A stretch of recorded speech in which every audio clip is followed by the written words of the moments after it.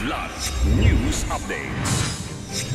Mga balita ngayon, isang miyembro ng DI Maute Group patay sa engkwentro sa militar sa Lanao del Norte. 3 million pesos na halaga ng smuggled cigarettes nasabat sa Bukidnon. Mga kabahayang walang kuryente dahil sa bagyong Uwan umabot sa 3 milyon. Ako po si Cesar Soriano para ihatid ang nangungunang mga balita sa buong kapuluan ngayon. Isang miyembro ng Dawla Islamiyya o DI Maute Group ang nasawi matapos ang engkwentro sa militar sa Sitio Palangacon, Barangay Pawak, Salvador, Lanao del Norte, kamakailan.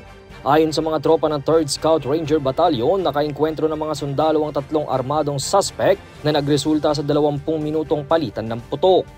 Nasawi ang isang miyembro ng DI Maute na kinilalang si Ibrahim Ampaso alias Ibra o Abu Raas na kabilang sa PSR list bilang number 4.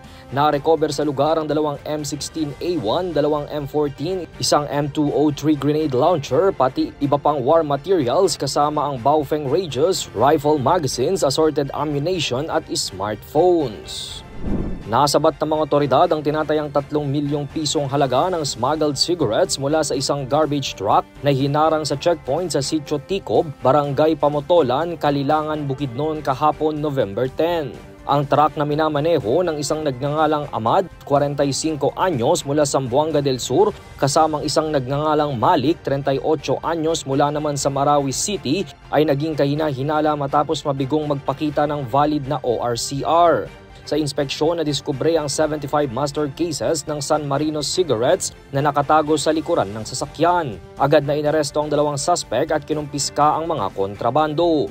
Nagsagawa na ng inventory sa presensya ng mga barangay kagawad bago ito dalhin sa Bureau of Customs sa Tagoloan para sa investigasyon at tamang disposisyon.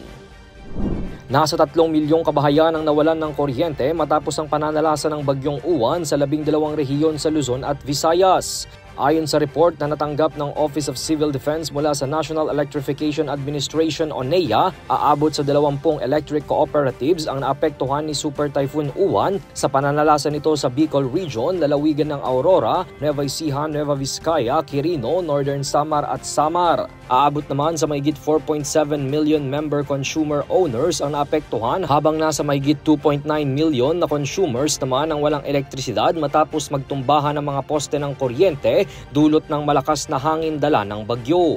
Ayon sa NEA, na sa kasagsagan ng bagyo ay kinakailangan nilang pansamantalang putuli ng supply power upang maiwasan ang panganib at mas lalong pagkasira ng mga linya ng kuryente. Patuloy naman ang ginagawa nila ngayong clearing operations at pagkukumpuni sa mga nasirang mga poste upang maibalik ang agad na normal na daloy ng kuryente sa mga apektadong lugar. Para sa Kidlat News Channel, ito si Jai Reyes, nag-uulat.